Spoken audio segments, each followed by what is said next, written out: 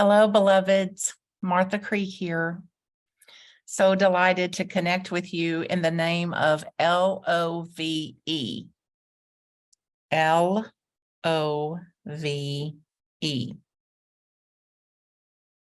Love, love, love, love. So what is it? So this is a powerful part of our Advent process and of our life process and our life journey, and an absolute mystery to me and maybe to you. So it's a short word, 4 little letters, pretty easy to spell, easy to define. How do you define love? Is it possible to live without it? Whose responsibility is it? Or what if it's not a thing? So, I got a lot of questions. I don't have any answers. You must know that about me now. The dictionary says it's an intense feeling of deep affection. A deep feeling of intense affection. Fondness, tenderness, warmth, intimacy, attachment, endearment, devotion, adoration, doting, worship, idolization, passion, ardor, desire, yearning, compassion, care, regard, concern. Are you getting heavier as you hear these things, or is it lifting you up? Just notice whichever way you're going. Friendliness, friendship, kindness, charity, goodwill, sympathy, kindliness, altruism, philanthropy, benevolence, unselfishness, amour. Woo! Who can do it? Who can do it even with people you're the closest to? Who can do it all the time? Well, I've not met anybody yet, including me. And if you can do it all the time, then notify us, because we're going to plan your ascension and we want to film it, of course. So versus what if it's a direction that we go in? Not a thing itself, but a choice, part of the choices that we make. It's further described as a great interest and pleasure in something. Now, most of us have some interest in some things. And hopefully for me, I've grown myself up at least that much so that my interest is not always in getting my way, but an interesting in my fellows, in my brothers and sisters in Christ, and my brothers and sisters in nature, Buddha nature, compassionate nature. Define then a great interest and pleasure in something, maybe somebody, liking, proclivity, inclination, disposition, enjoyment, appreciation, a soft spot for them. We at least have this for our pets usually, which is why I say people rather spend time with their pets than people, because they're easier, more unconditional. Delight, relish, passion, zeal, zest, enthusiasm, enthusiasm in spirit, keenness, a predilection, fondness, a penchant, savor, and get off on. That's another talk, I think. So as I was thinking about this, I thought there's such possibility here, an infinite possibility. And I know for me, it cannot be a tick box exercise. And it can't be that I continue to frame love and the definitions of love based on my immature 3-year-old mind that looked out at the world, the people, my family, my mom and dad, the elders, and the circumstance, and said, oh, It's love when I get what I want. It's love when they go along with me. It's love as long as they use a kind voice. It's love when they see me. It's love when I'm validated. It's love when I feel safe and powerful and valuable. And then when that's missing equals no love. Versus what if love is in the wholeness of it? So their sternness with me, their anger, even directed at me, didn't correlate to an absence of love. That was my immature little innocent mind that would frame that up like that. So in the newsletter, some of you may have seen that I wrote, living love is very different from love. So think about this in your own contemplations. I encourage you to take it into your own meditations. I started to say medications, maybe that too. Into your own meditative time, your own contemplative time to see, like, what is living love? And the love that I'm seeking from others is mine to give to others.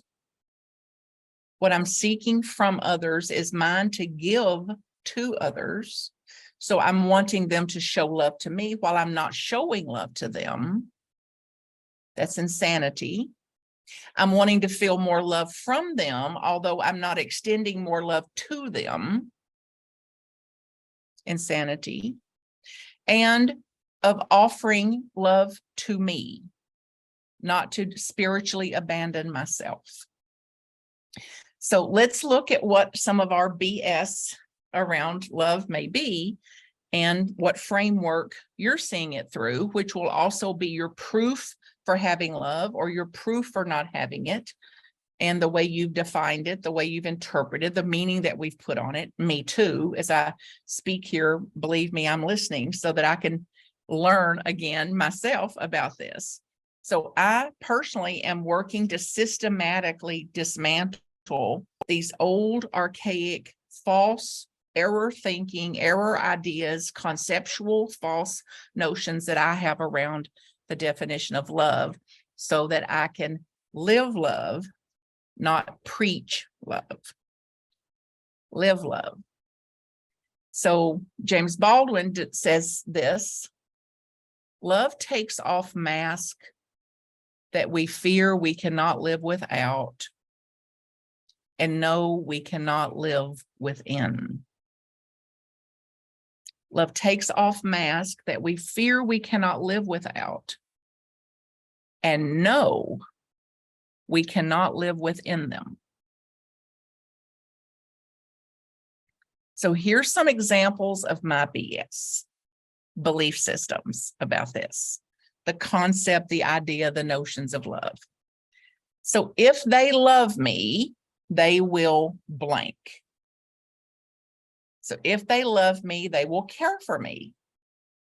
They'll make me number one. They'll understand me. They'll know my good intentions. They'll include me. They'll support me. They'll listen to me. They'll forgive me. They'll be quick to forgive me. They'll extend grace to me, mercy to me. They'll regard me highly. They won't hurt me. Ad infinitum. So what would your list be? If they love me, they will blank. And if they love me, they won't blank.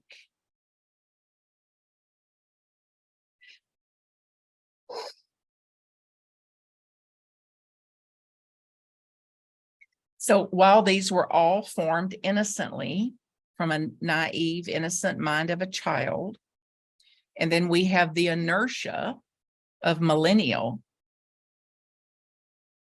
since the beginning of human beings, nonetheless, they're concepts, they're false ideas. It's error thinking because it is absolutely not attainable.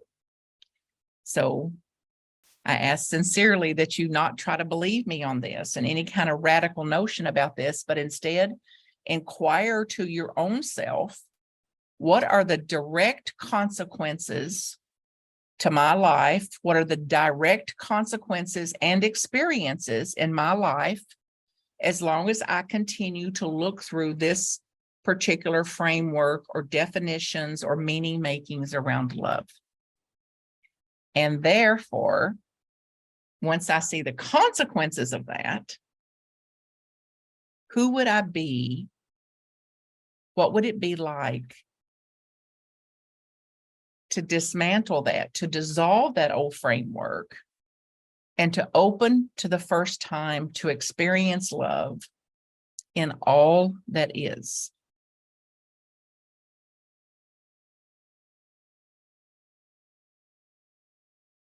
What would that be like? And including in me, starting with self. And Lucille Ball said that love yourself first and everything else falls into line. Love yourself first and everything else falls into line. You really have to love yourself. This is one of my favorite quotes ever. You really have to love yourself to get anything done in this world. So what if that is step one? Whatever you're trying to do out there or with them or in that relationship. All right, big deep breath. So, ready for some more definitions? Let's see, these are the nuances maybe. We've got this big overarching idea of what LOVE is. Love. And then the various flavors of it. So like phileo, Latin, brotherly love. A brotherly love. Defined as love that's based on common interest. Love based on common interest or bonds when we phileo-love someone. In this particular flavor of love, it's in a relationship where we give to receive. I'm going to give so I can get. Anybody, can you relate? And what are the consequences of that? And what's it like when you feel like somebody is loving you or extending love to you for what they can get out of you? And nobody's immune from this. To some degree, we're all doing this to some degree or another in some relationship. So no shame, no blame, no guilt, no hate here. Just what if we could wake up to this to say, okay, what's another option for me? If I extended love with less seeking to get something in return, that I'm going to love regardless of what they do. Maybe like the masters over time have encouraged us. Forgive them. They know not what they do. And if my job is to love regardless, which doesn't mean I've got to hang out with them, take them into raise, marry them, and I can hold a door open maybe for a kind of love that is new and absolutely radical to most of us. And then eros, exotic love. Now, this is love that's based on physical attraction, based on physical appearance. And I remember hearing a joke like, this runs for us in our 20s or 30s and how much care we put into how we look to attract. And then we think, oh my goodness, I'm getting saggy and soggy and wrinkly. I better get a degree. I better learn something. So I can fall back on that. And oh, by the way, I better save some money because after that intellect runs out, I better have some money in the bank. So that then by our 60s, it's like, I've got to be dependent on something besides my good looks. Just maybe. It's a love based on physical appearance. When we extend this love, this erotic eros love to someone, we're giving to receive and may not receive. Anybody with experience there? Unrequited love. This type of love is more like lust. And a lust that is more of an infatuation. Shorter lived. Shorter passing a little more quickly. And then agape love, unconditional love. Literally translated means charity.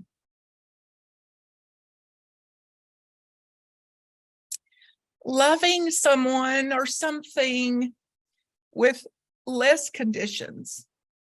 And I don't know yet, I don't have any direct experience that I've ever been really condition free. Although I prefer that, I lean toward that, I go toward that, I strive to live into that I can take down the conditions that I have on people, on human beings, on loved ones. And I go with less conditions are doable. Unconditions, not so far. No conditions, unconditional, not yet, and certainly fleeting when I'm able to do it. But no matter what, that my love for them is solid, no matter what.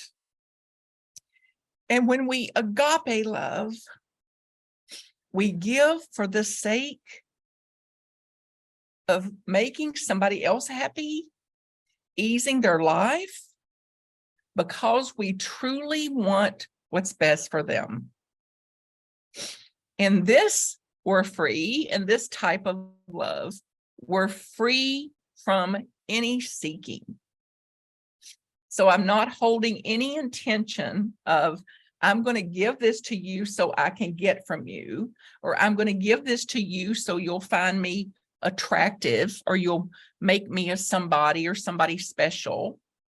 But I'm going to give to you because it feels good to give it.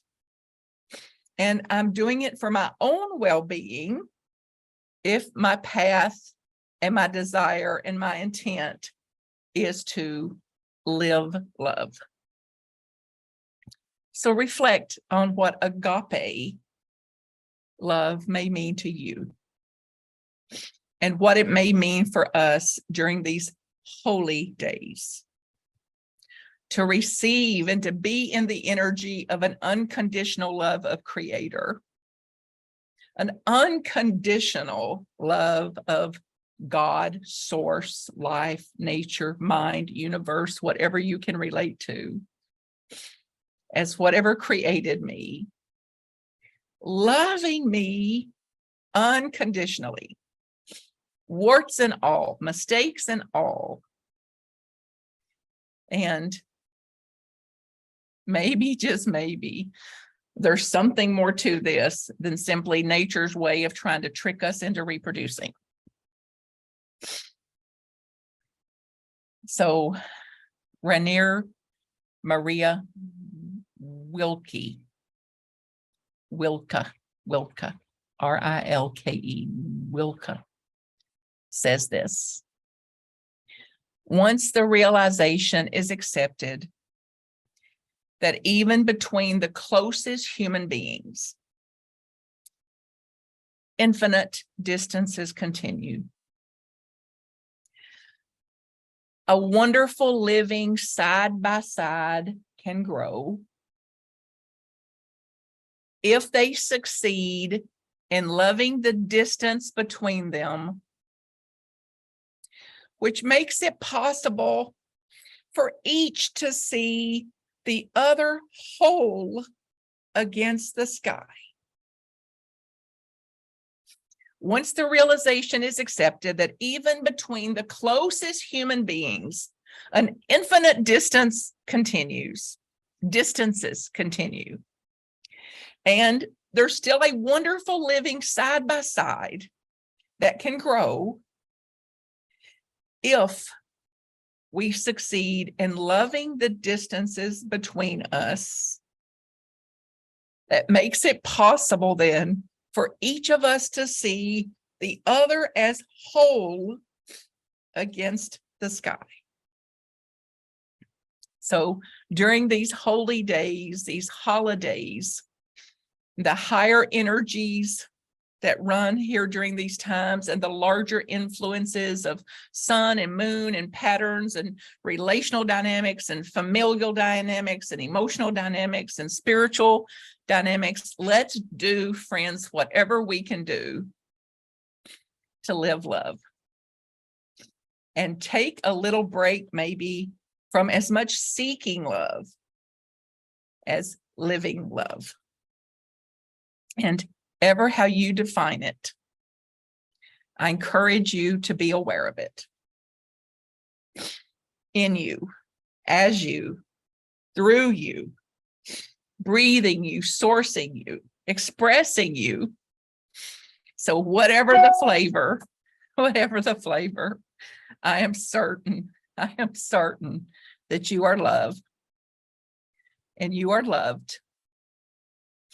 And as far as I know, by me, at least sometimes when I'm conscious. Whatever I have for you that I call love feels really, really good. All blessings. Namaste. And any way I can serve you, support you in any way, marthacreek.com to get in touch with me. Blessings, blessings, blessings.